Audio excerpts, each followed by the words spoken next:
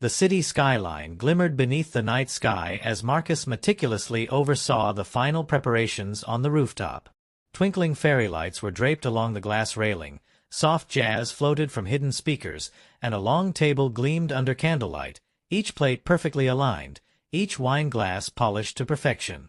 He had spared no detail, no expense, because tonight was Emily's birthday, and he wanted it to be unforgettable, not just for the guests, but for her, the woman he loved with every fragment of his heart. He had arranged a string quartet, hired a private chef for her favorite dishes, and even crafted a custom dessert tower with her initials delicately carved into chocolate. Every touch screamed romance, admiration, and devotion. The guests began to arrive, laughter spilling over as colleagues, friends, and family mingled, champagne flutes clinking in celebration. Emily descended the spiral staircase in a shimmering dress, her hair cascading perfectly over her shoulders, a radiant smile lighting up her face, or so Marcus thought.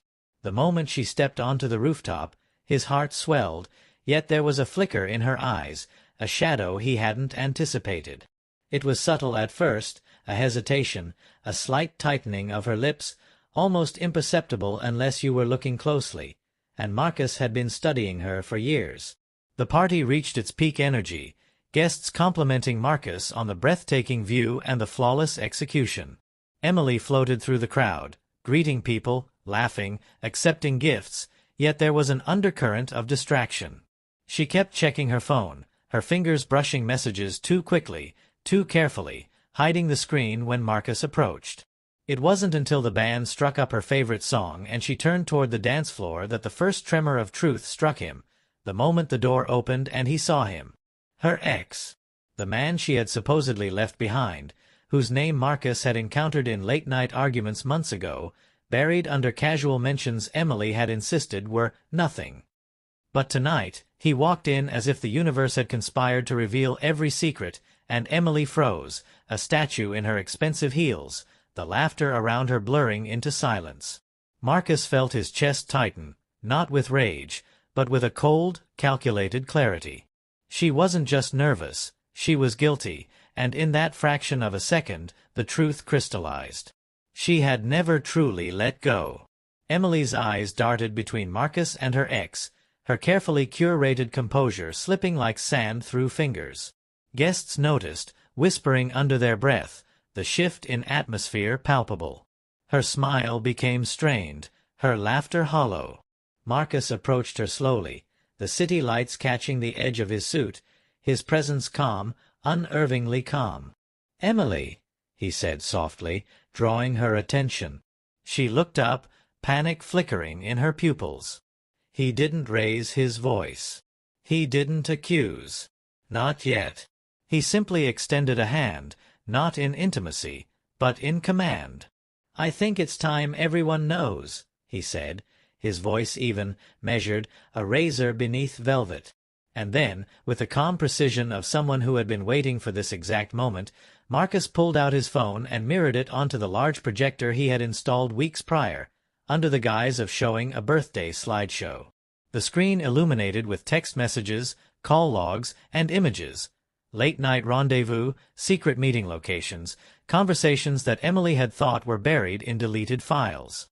Every guest could see the undeniable evidence of her betrayal, her flirtations, her lies meticulously laid bare.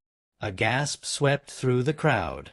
Wine glasses trembled in hands, conversations halted mid-sentence, and Emily's lips parted, words dying before they could form. She tried to snatch the phone, to interrupt, to explain, but Marcus was already steps ahead, his control unshaken. "Do you want to explain this?" he asked, his voice low but carrying through the stunned rooftop. Her ex shifted uncomfortably, suddenly aware of the exposure he, too, faced. Emily's carefully constructed persona cracked. "Marcus." She began, but no words were enough. None could salvage the image she had projected of herself as faithful, devoted, untouchable. The chaos that erupted was immediate. Friends whispered, some in shock, some in disbelief. Colleagues murmured, their eyes wide with the thrill of witnessing private betrayal unravel in public. The string quartet played on, oblivious, their notes floating eerily over the tense atmosphere. Marcus remained composed, every detail of the reveal orchestrated to maximize the truth's impact while keeping his dignity intact. He had not come here to yell, to scream, to humiliate out of malice. He had come to reclaim honesty, to show that betrayal cannot hide in the shadows forever. Emily's gaze fell to the floor, tears slipping silently down her cheeks as realization dawned fully on her. This was no longer private, this was no longer manageable. Every carefully hidden secret was now public spectacle, and the weight of every deceit she had thought inconsequential pressed down like lead. Her ex muttered something, a feeble attempt to apologize or perhaps deflect, but Marcus didn't flinch. He had already anticipated every excuse, every attempt to redirect blame. His eyes, calm and unwavering, met hers one final time. Then, in a motion both final and deliberate, Marcus set his phone aside, walked toward the staircase, and turned. "I hope you find the honesty you've been hiding," he said, his voice echoing over the stunned silence. Without looking back, he descended the stairs, leaving Emily amidst the shards of her own deceit, the party reduced to murmurs, shocked stares, and the faint tinkling of untouched champagne glasses. She fell into the chaos she had unknowingly orchestrated, friends pulling her aside, whispers of judgment and pity mingling in the cool night air. From the rooftop, Marcus watched the city lights, breathing in the night air, feeling the weight of heartbreak and the strange relief of justice served. He hadn't screamed, hadn't demanded answers, hadn't played the fool. He had walked away with dignity intact, leaving her to confront the mess of her choices. Every meticulous detail of the party, the lights, the music, the lavish food, had transformed into a stage for truth, a revelation that no one would forget. And in that quiet triumph, he felt the bittersweet release of someone who had loved fiercely, been betrayed, and yet emerged unbroken, untainted, and undeniably in control of his own story. The night lingered long after he left. The city hummed beneath the rooftop, witnesses recounting every detail of the drama, whispers turning into retellings that would last for weeks. Emily's carefully constructed world lay in ruins, the ex retreating into awkward silence, and Marcus, the man who had orchestrated the ultimate exposure, was already stepping into a new dawn, leaving betrayal behind like a shadow fading with the sunrise.